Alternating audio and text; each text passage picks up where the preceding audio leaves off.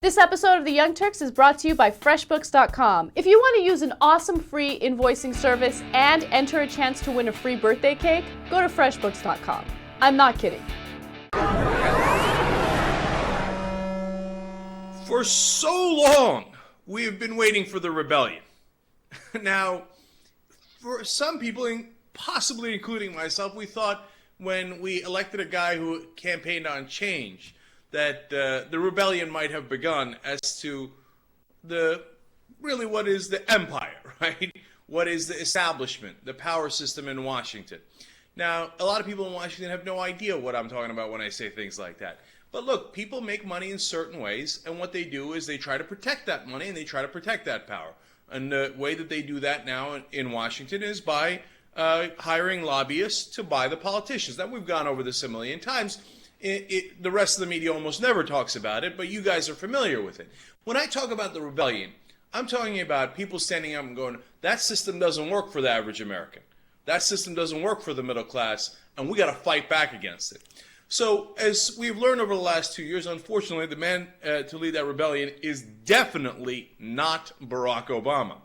He is part and parcel of the establishment, and I can't tell you how profoundly disappointing it is for me to tell you that. And it took me a long time to get there, but I am definitely there. Now, me being there is not as relevant as some other players at hand getting there. And it appears that finally some actual nationally elected Democrats are there. They are tired of waiting for Godot, and that is what I have said before, and now literally what Congressman Anthony Weiner has said. I'm going to give you his quotes in a second. But Congressman Weiner, Congressman Peter DeFazio, Kucinich, etc., finally saying, no mas, we can't take it anymore. We're going to tell you how to really fight back and not wait on Obama. Thank you. The rebellion has begun, okay? That is just point number one. There's other points as to why I think it is headed in that direction, but let's get started with that. First, Congressman Weiner saying, look, the Republicans are always on message. You might not agree with their message, but they always say smaller government, smaller deficit, and lower taxes. And they repeat that over and over. It might not even be true, but they just repeat it to the point where everybody knows what they stand for. He said, where is our leadership? Where is the Democratic leadership telling you what we stand for? So now here comes some quotes from Weiner. Number one, he says, on our side is this weird, squishy, affirmative sense of what government should do and how we're opposed to this cut and that cut, rather than saying, here are the things, Medicare, Medicaid, Social Security, environment, and education. We're not cutting those. Those are off the table. That's non-negotiable. Okay? He's saying, stop being squishy.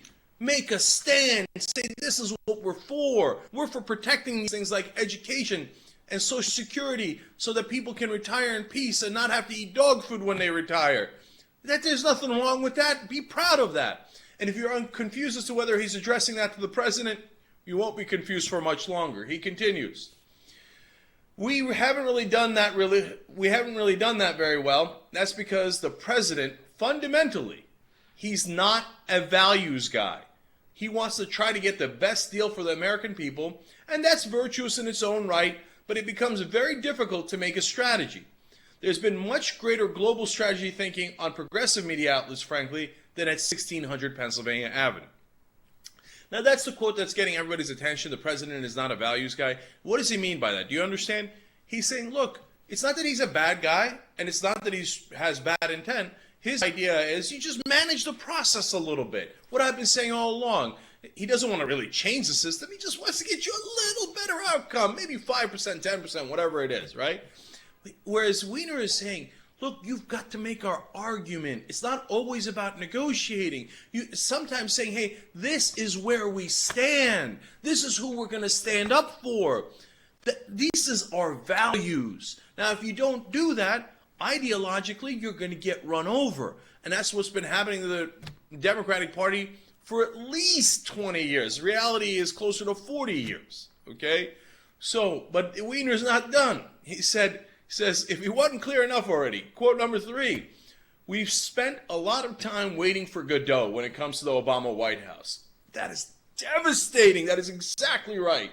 And he says, and we kind of, to some degree, have to internalize the idea that, you know what? That's probably not the way to go. We have to start initiating some of this. Thank you very much. Exactly right. And part of the reason that Congressman Weiner gets it, and some of these other progressive congressmen get it, is because you're seeing Wisconsin, you're seeing Michigan. I'm going to tell you more about that in a second. And they're saying, you know what? Waiting for the president didn't work at all. Didn't work. He ain't coming. That's what I've been saying on MSNBC. That's what I've been saying on the Young Turks. He ain't coming. Okay? But it turns out there is a knight in shining armor. It's you. It's the people who are standing up and saying no more. So now let's go to Congressman Kucinich. He's along the same lines. He says, quote, the only regret I have is that the White House isn't fighting back against this. Referring to, the Republicans cutting the budget, et cetera, right?